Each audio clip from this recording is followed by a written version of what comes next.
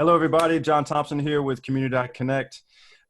We are pleased, honored, and very happy to have with us today James Sedgewick, who's a friend, a colleague, an incredible musician who I met in San Juan Del Sur many years ago. As many of you know, Community.Connect was founded in 2007 in San Juan Del Sur, Nicaragua.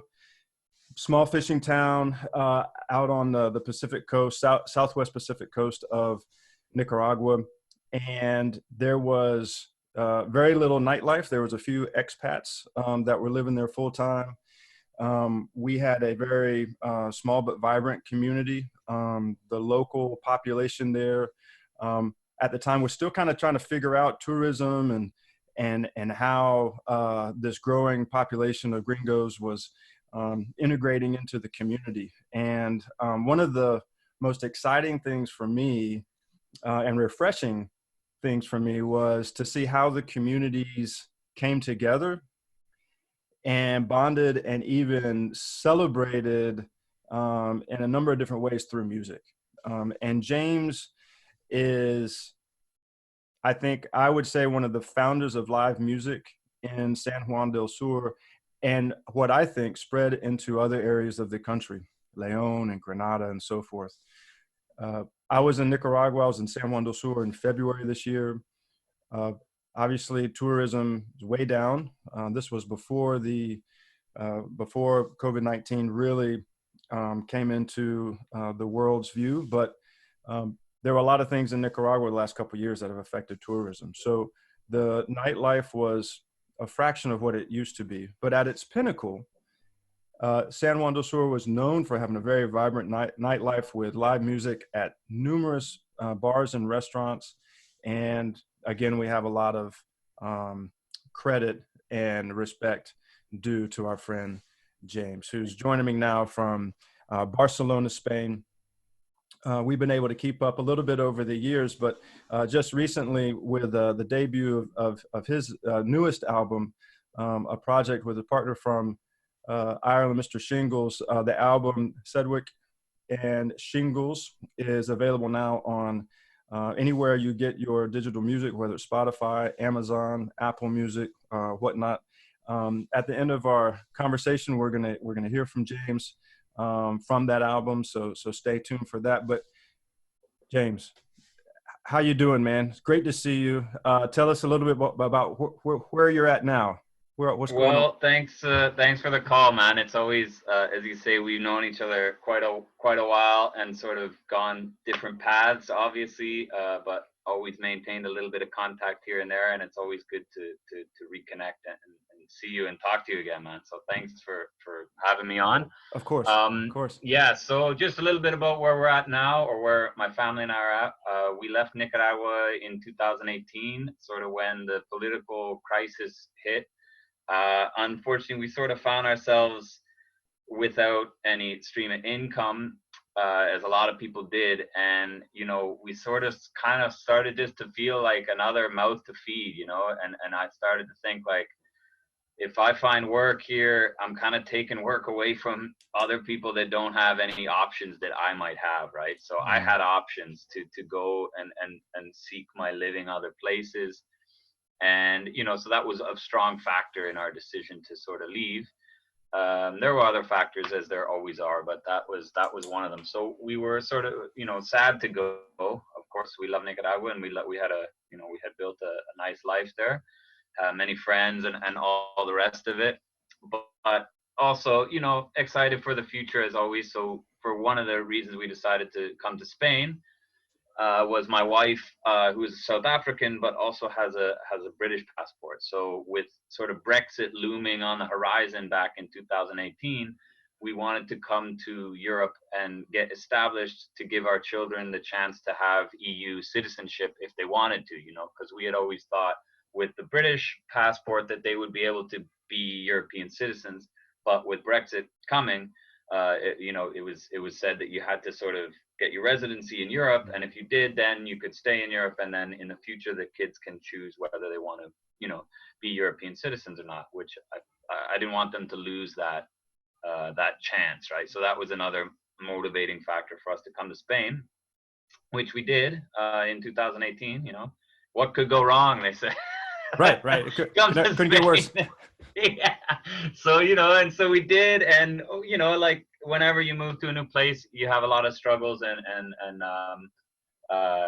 you work hard to get on your feet and find a place to live and get work and all that. And things were going really well for us. We have been super lucky. We moved to Barcelona. My wife found work in her field, which was property management.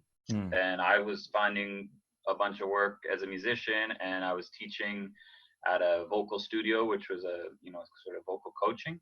So yeah, things are going well. And then, of course, COVID-19 hit. So it's been a crazy ride since then. We've been sort of locked down for the last 5 weeks, but tentative measures are coming in to start slowly reopening. So they've had some non-essential workers go back this week, and like I said, the children are going to be allowed out for some recreation time starting Sunday, and then they'll see how it goes every step of the way to make sure there's no sort of backslide. But hopefully, if things go well, they'll start opening it up more and more. Let me just go back. I think it's important to point out your kids have not been able to go outside at all for 5 weeks. Is that correct? Yeah, 5 weeks. It was March. I'm not sure the exact date, but since about mid-March, they're not. The children are not allowed out now. As far as I understand, it's the strictest lockdown in Europe. It's even stricter than Italy. I got cousins in Rome that I've spoken to, and the children are allowed out, for brief spells in the day to go walk around. And I'm not sure really why Spain took that decision, but they did. So we've all been kind of, hunkering down. The kids have been superstars. I really have to say, like, just really, inspirational, really, how well they've been. I have 2 girls, 10 and 6, and they just really been treating each other well and getting along well. No fights, always, happy, positive. They've been doing their schoolwork. We've been homeschooling, obviously, and doing their artwork, and just, they really it's been great to have them. I know some people got separated from their families, and now they're kind of stuck in that situation, and we're really grateful that we're not, so. Yeah, well, we've been going through it with our kids. My son is 12, and the virtual learning is at times challenging, is at times boring, at times it doesn't work, and it's just we're all trying to find our way forward. And being a kid during this time's got to be tough, as well as being a musician. I mean, I know you probably haven't played a gig for at least 4 or 6 weeks, and the future looks probably pretty grim. Right. I mean, I want to get back to that, but let's take a step back to the happy times. Let's go back to San Juan del Sur. Tell me, when did you arrive on the scene in San Juan del Sur, and what did it look like, through the lens of a musician? All right. Well, I first came, little backstory is this would have been about 2007, I guess. I met my uncle who lived in Nicaragua. He'd been living in Nicaragua for about 10 years at that point, and I hadn't seen him in like 20 years or something. And we met in Mexico for sort of a family Christmas thing, and I think it was 2007. And he was, just hyping Nicaragua, saying how great it was. At that point, I was on my way to go to London, England, to study for a bit. So I kind of went directly from Mexico at Christmas to January in London, where I started studying for a term at a university there. After that term ended, I stayed in London working. I was working bar jobs and just, kind of messing around a bit, but always with this idea, Nicaragua, it sounded really, really, he really sounds cool. I really like Mexico, so I thought I would have loved to check out Nicaragua. And a friend of mine who was working the bar with me, we sort of got that dream like everyone has. Oh, wouldn't it be nice to go open a bar on a beach somewhere, right? Like, right, yeah. Dream. So, and then, we started talking about it. I'm like, well, actually my uncle, he's been hyping this spot in Nicaragua, and it's really cheap. In Europe, North America, to open a bar, you're talking hundreds of thousands of dollars. I mean, it's not something that a regular person can just kind of do, right? But Nicaragua, well, you probably could if we save some money. So he had a bit of money, and I had sort of these connections in Nicaragua. So we just kind of formulated this half-assed plan, and then we said, okay, cool, I'll go over. and check it out, right? So I'll go stay with my uncle and see if it's feasible, right? And he had some family. He was an Italian guy. He had some family stuff to take care of. So I headed over there with the plan that in 4 months he was gonna, if it was feasible, he was gonna join up, and then off we go. So I got to San Juan del Sur, looked around, you know, and saw, yeah, there's potential here, and this actually is feasible. It's not just a silly dream. So I spoke to my buddy. He's like, great.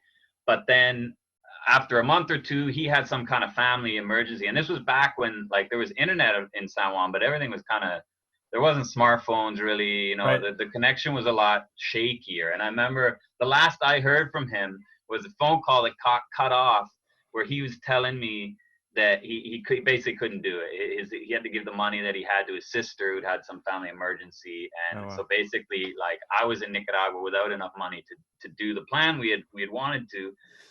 But with this idea, right, seeing the potential and thinking this is possible. This is actually not just a pipe dream. So I had a girl who is now my wife at the time, who I met in London when I was working. Now I had met her when I had already planned to leave, right? So I had already bought my ticket. I planned to leave. So we hung out, you know, for a while and got along great, but we always kind of knew, well, I'm leaving to Nicaragua.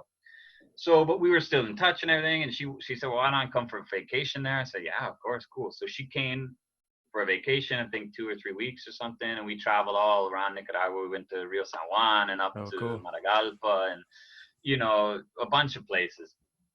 And she really liked it. So she said, well, hey, why don't we go back to the UK? I still had a working visa at that point for 2 years. So why don't we go back to the UK and work for, you know, a while and save some money and do it again? And I said, okay, well, that sounds cool. So we got a job at a hotel in Scotland, beautiful place up in the Highlands, where we were 5 miles from the nearest store. So we just worked and saved, you know, and worked and saved. We got room and board provided, nice owners, just this really nice, pretty country hotel for, I think, 8 or 9 months. And then we managed to save up enough to come back and open Coquitos. And that's what we did. Wow. That's great. Now, were you must have been you've been a musician all your life, correct? I mean, yeah, I started actually, I had eye surgery when I was 13. So, on both my eyes, and it kind of put me out. Like, I had patches for about a week, and then I couldn't do anything. Like, I wasn't allowed to go to school. I wasn't allowed to play sports. I wasn't allowed to read because of the eye motion. I wasn't allowed to watch TV. So, you know, you're like 13 years old and you got nothing to do. So I was listening to a lot of music, and I'm going through my old man's record collection and stumbled across Sonny Terry, who's a big, famous old blues harmonica player, and really dug it.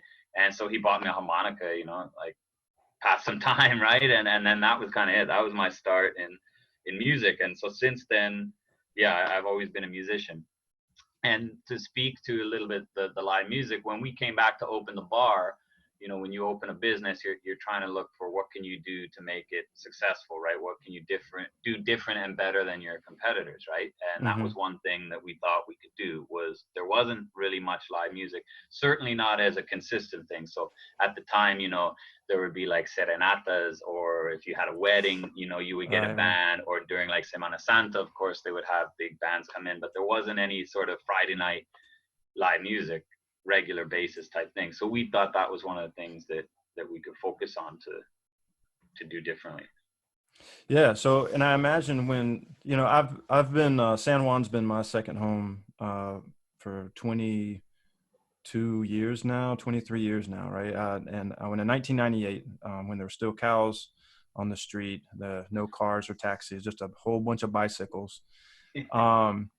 And so I know, having a lot of friends there, I know that there are musicians there, but was it just, you know, James and a mic? I mean, how did you was there groundswell? How did you begin to gather people together?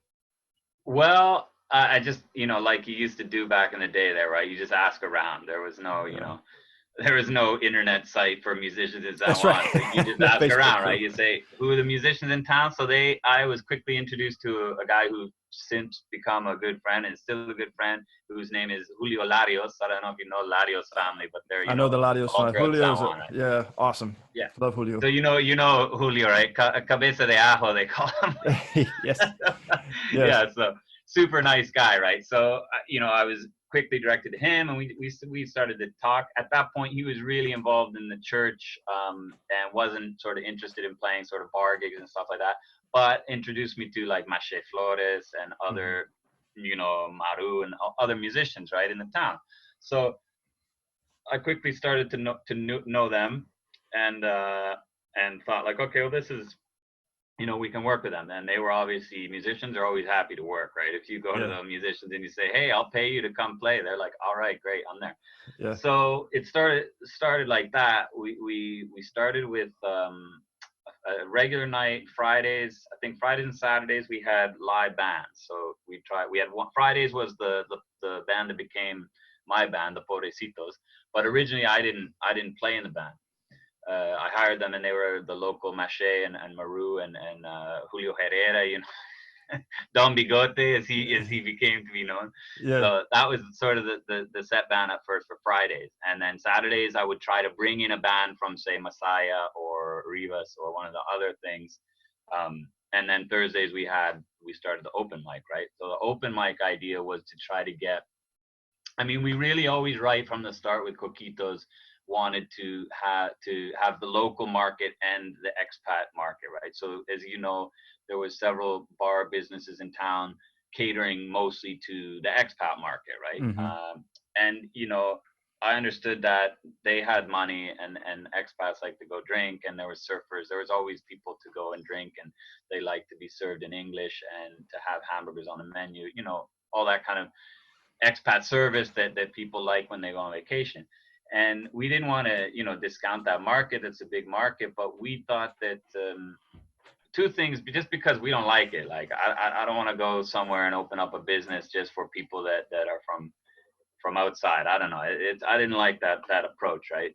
First of all, and second of all, I thought that you're missing out on a big lot of business if you just go for the expats, right? Hell, expats come and go in the season, but the locals are there all the time. And if you can get a good reputation about them, it's a good business model, man. Like Nicaraguans like to spend money, man.